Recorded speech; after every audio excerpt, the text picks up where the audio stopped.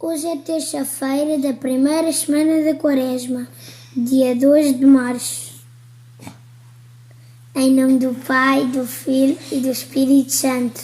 Amém. Eu dirijo a minha prece a vós, Senhor. E de manhã já me escutais.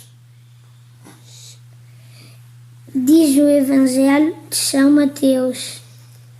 Naquele tempo, disse Jesus aos seus discípulos: Quando orardes, não digais muitas palavras, como os pagãos, porque pensam que serão atendidos por falarem muito. Não sejais como eles, porque o vosso Pai bem sabe do que precisais, antes de vós lhe o pedirdes. Esta leitura fala-nos da oração e da forma simples como podemos rezar. Diz-nos que não precisamos de dizer ou explicar muitas coisas, porque Deus sabe exatamente aquilo que precisamos. Jesus pede-nos para lhe falarmos com palavras simples e verdadeiras. Faz-nos perceber que está sempre connosco, todos os dias e dentro do nosso coração. Nunca nos deixa sozinhos e acompanha todos os nossos pensamentos.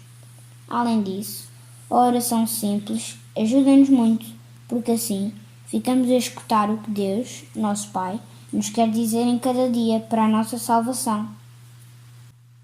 Senhor Jesus, que conhece o que está dentro dos nossos corações, pedimos-te hoje que nos ajudes a rezar com verdade e sinceridade, como quem fala com um amigo em que mais confia.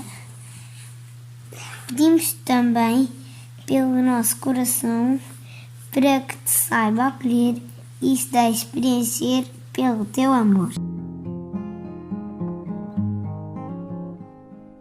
Vem, Senhor, ensina-me a rezar.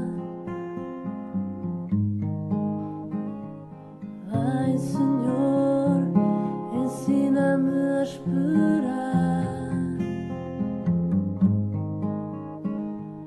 Quero ter uma razão para viver, algo em que acreditar. Eu só quero amar a ti, Senhor. Então saberei qual o caminho a seguir. Encontrarei a razão de existir. Então saberei